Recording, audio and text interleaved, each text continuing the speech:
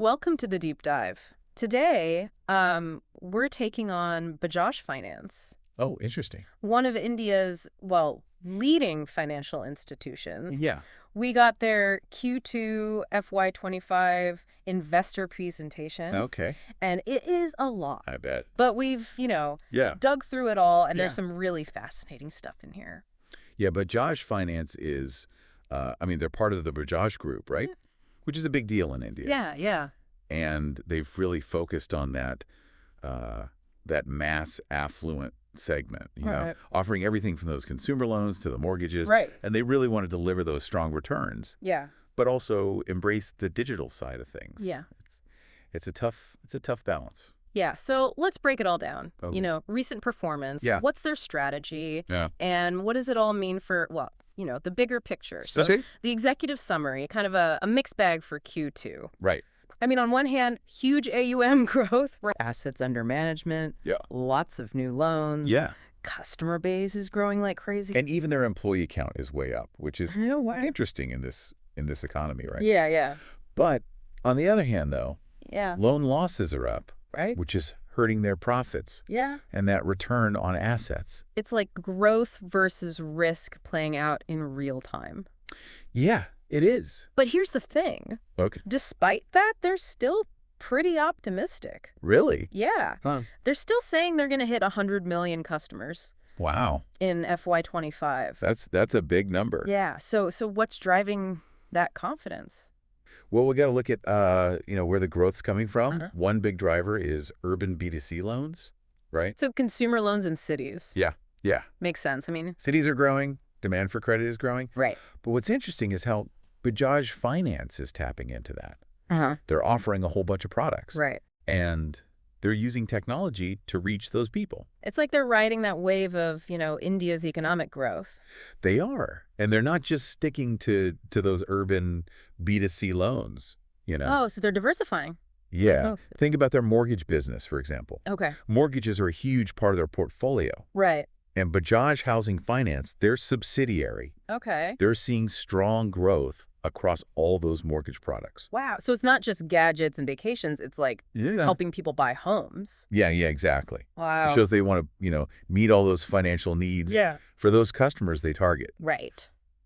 But there was this other interesting thing in their AUM breakdown, remember? Oh, yeah, the Non-Bajaj. yeah, the two-wheeler financing. Cellular financing, yeah. Yeah, that was interesting. It seems niche, right? Yeah, why were they even highlighting that? So for a long time, they were heavily into financing vehicles from Bajaj Auto, right? Right, another part of the group. Exactly. But Bajaj Auto, they set up their own financing arm, Oh, okay. which, led to a drop in Bajaj Finance's business with that. So they're adapting. They are. They're looking to fill that gap, Okay. financing those two-wheelers from other manufacturers. Makes sense. I mean, two-wheelers are huge in India. Yeah, absolutely. So they're turning a potential setback into like a new opportunity. Exactly. But, we can't ignore the loan losses. Right. Let's talk about that. Yeah. It's clearly on their minds. They address it directly. So what's causing this? Well, one big thing they found is that Yeah. a lot of their customers have multiple unsecured loans. And their analysis, it shows Yeah. that if you have 3 or more, Yeah. you're way more likely to default. So it's not just about, one person. Well, It's about like a bigger trend. yeah, it's like consumer debt. Right. More people are taking on multiple loans, Mm. and that just, increases the risk for lenders. It's a systemic issue then. It is. And it's not just Bajaj Finance. It's the Yeah. whole industry. Okay. So how are they dealing with this? Well, they're not just sitting back. Yeah. They're taking action. Okay. First off, they're tightening up their underwriting. Okay. So they're being more careful. Yeah, more selective about who they lend to. Right. And then they're also doing these, they're calling them segment cuts, Okay. basically reducing their exposure to riskier customer groups. So being more cautious and strategic. Yeah. Okay. But does that mean they're pulling back from growth? Not necessarily. They're trying to, find that balance Yeah. between managing the risk Right. and still going after those opportunities. It's a tough thing to balance. It is. But sounds like they're not just reacting, they're using data Yeah, to actually, understand the risk. exactly. And that's where their digital strategy comes in. Right. Omnipresence. Omnipresence. Exactly. We're talking about millions of app downloads. Yeah. Net users going way up. Uh, Digital transactions are skyrocketing. Impressive, right? But what's the bigger picture there? So it's about the data, Okay. getting information on customer behavior, their spending, their habits. Right.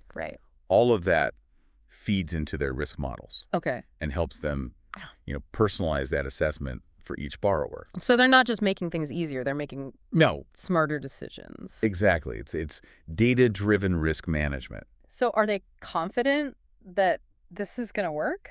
They seem to be, they're saying that they think the loan losses will peak soon Okay. and then start to decline, like maybe down to 2% of average assets under finance by Q4 FY25. That's good news. Yeah. But, how are they going to achieve that? Right. What could go wrong? Yeah. How's this going to affect their growth targets? Lots of questions. Let's take a closer look at that digital strategy and see what's going on there. Okay, let's do it.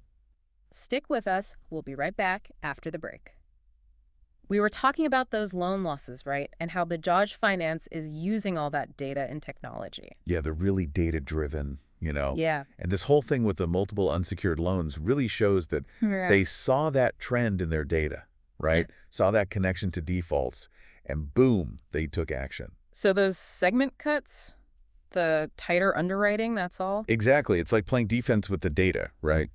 Trying to protect themselves. Right. But it's not just about defense, right? No, it's about using that data to find opportunities too. Okay.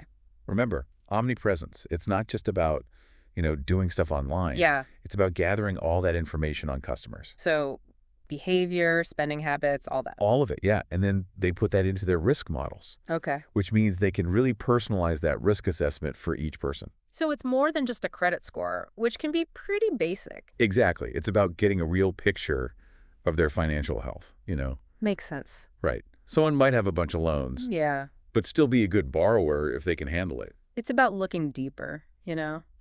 Seeing the person behind the numbers. And that's where the digital stuff gets powerful, right?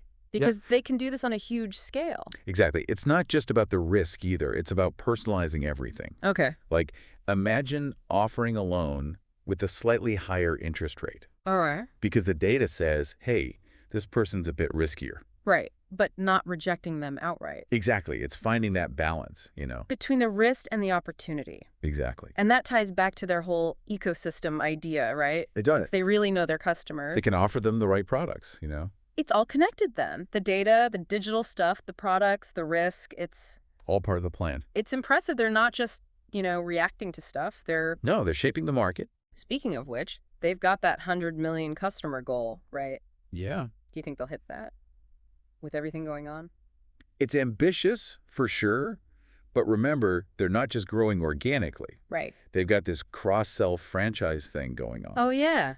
Getting people to use more of their products. Exactly. So it's not just new customers. It's getting those existing customers to do more. Right. Deepen those relationships. Precisely. And that's where the digital stuff comes in again. Right. Smooth experience, personalized recommendations, all that can lead to more product use. So two-pronged approach. Yeah. New customers and deeper relationships. But what does that cross-sell actually look like? Yeah. How do they actually get people to use more stuff? It's about knowing what customers need and kind of anticipating what they'll do next. Okay. Like, let's say you got a personal loan from them based on how you've been paying, what you're spending. Right. They might suggest a credit card or maybe pre-approve you for a bigger loan. So they're thinking ahead before the customer even asks. Exactly. And it's all done digitally, so it's easy for the customer. Smart, if it works. It all depends on managing those loan losses, though, right? And- Keeping that trust. Right. That's crucial. If they can handle that, they're in a great spot. Yeah. They could really dominate the Indian financial scene. Okay. So we've talked about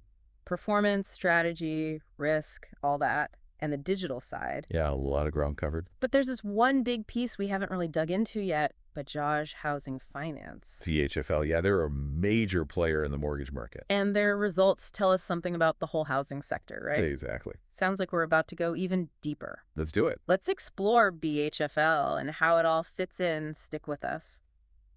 Okay, so Bajaj Housing Finance, BHFL. Yeah. We saw how important mortgages are for Bajaj Finance. And DHFL gives us a look into the Indian housing market, right? It does, and it's a market that's been, well, pretty active lately. Yeah. Lots going on. Remember those growth numbers for their mortgage portfolio? Yeah. 24% growth in home loans. even higher for developer finance. Yeah, that's strong demand for mortgages, both from people buying homes and the developers building them. Yeah, and what's driving that? Well, a few things. I think Yeah. incomes are rising, more people are moving to cities, Right. and the government has policies that encourage home ownership. Right. And of course, interest rates have been low. Yeah, that makes a big Makes difference. mortgages more affordable. It's like everything's lining up for the housing market. And it seems that way. But there's one thing that really stands out about BHFL. Their NPAs, their non-performing assets, they're super low. Yeah, that's impressive. It seems like they're really good at managing risk, even with all this growth. They are. They're not just giving loans to anyone. Right. They're being very careful, making sure people can actually pay back the money. So it's the market and their risk management. That's the key. Yeah, and that shows in their profitability, too. Okay. Return on assets, return on equity, both really healthy. That means they're making good lending decisions. Exactly. They've got a system that works. But let's zoom out for a second. Think about how BHFL fits into the bigger picture for Bajaj Finance. Right. It's not just a separate thing. Yeah. It's part of that whole ecosystem. BHFL doing well makes Bajaj Finance stronger, right? Exactly. Having a successful subsidiary in a big market like mortgages, it gives them stability, Okay. diversifies their portfolio. It's like that cross-selling, but on a company level. Yeah, you could say that. They can use their existing customers, their network, to offer more stuff, including mortgages, through BHFL. And it works the other way, too. Right. BHFL can benefit from Bajaj Finance's reputation, their technology, all of that. It's all connected. Yeah, it's synergy. And don't forget that BHFL went public recently, right? The IPO, yeah. That brought in a lot of cash. It did, and not just for BHFL. Right. It helps the whole Bajaj Finance group. Shows investors has confidence. Yeah.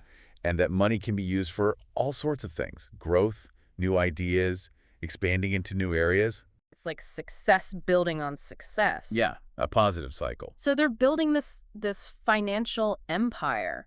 Well, it's not just about being big. Right. It's about offering a whole range of services, meeting all those different needs. From loans to mortgages, payments, wealth management, it's all there.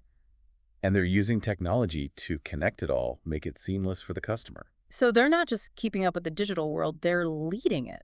I think so. They're using it to make things better, to manage risk, to focus on the customer. That's what makes them stand out. So what can we learn from all this? I think Bajaj Finance shows us how important it is to adapt, Okay. to be innovative, to really put the customer first.